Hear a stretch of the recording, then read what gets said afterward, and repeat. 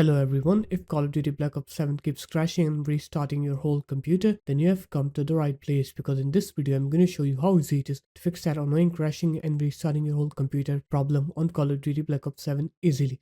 First off, what you're going to do is you're going to open up your start menu, you're going to right here Windows Security, you're going to go into it, and then you're going to go into Device Security here, and here you're going to go into Core Isolation Details, and now here what you're going to do is you're going to make sure that you turn off memory integrity and kernel mode hardware enforced stack protection. So turn both of these settings off and then restart your computer.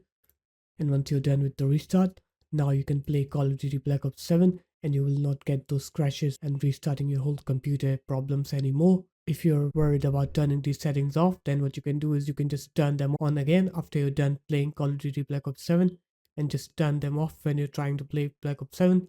So there it is guys, that's how easy it was.